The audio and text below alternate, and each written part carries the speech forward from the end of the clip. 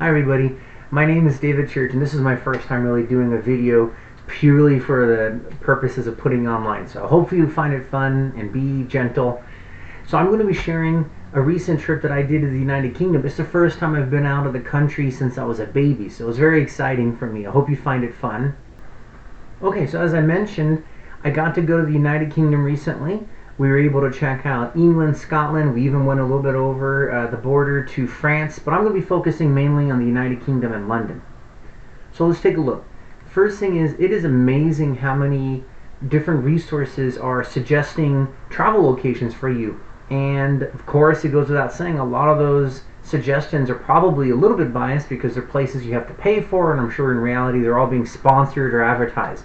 That seemed to be the case, especially with London. In London, they have some really neat items that you can pay for, but they also have a lot of neat things that are free. For instance, the London Eye is this huge Ferris wheel. Very fancy looking, pretty, great to see at night. Probably not worth the cost so much if you ask me. Also, the Shard, tallest skyscraper in London. It's called the Shard because the very top of it have what looks like shards of glasses coming together. It's very similar if you've ever been to Chicago to the Sears Tower. You pay just to go to the top and to look down on the great view. That might seem nice, but it was pretty expensive. When we went, it was over £35 per person. So very pricey, very small observation deck. Some of the free equivalents that seemed to be even more fun was the Sky Garden, which I would think is the competitor to the Shard. Sky Garden, completely free. Huge observation deck. And it has a garden, as the name implies, inside of it. 3 stories of observation decks that we were able to look at. Still a beautiful view, even though it's not as tall as the Shard. Overlooks the River Thames. Other free areas in London, Leicester Square, Chinatown. You could walk around, street performers, tons of different restaurants, obviously the great food of Chinatown, all free until you eat.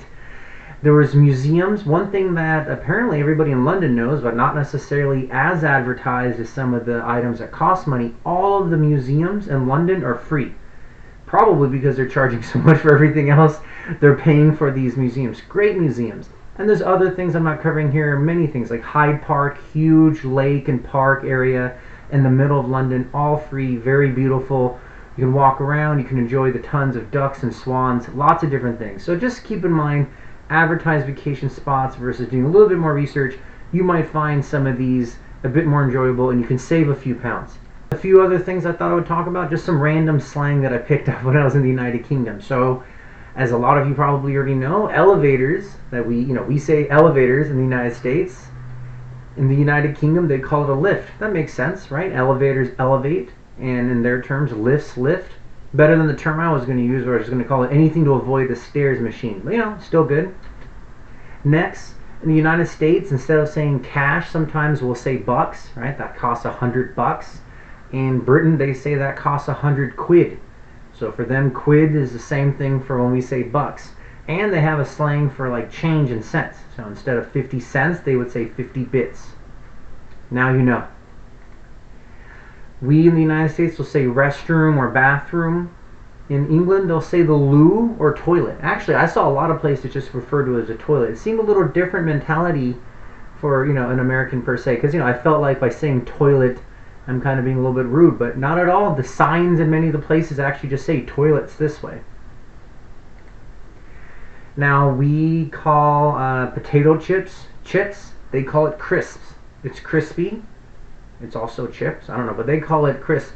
It's important to know that because over there, what we call French fries, they call chips. Now, I don't know if it's because they want to avoid giving France credit for the French fries. Who knows? But potato chips are crisp there, French fries are chips there. So keep that in mind. Hence, fish and chips is fish and French fries. So I'm just going to share some other random thoughts and observations that I had also in London. Jaywalking in the United States and most cities, strictly frowned upon. In London, not so much. As long as they made sure they didn't get hit by a car or a double-decker bus, it was free game. Most cases, people jaywalk pretty blatantly and openly. Next, driving. Obviously, cars are on the different side of the road in the United Kingdom versus United States. I'm sure you already know that. But what you might not know is in London, not too many freeways or highways. Streets are pretty narrow. And as one of the other observation points out, there are a lot of cyclists in London. So it is a little bit kind of interesting to drive and navigate.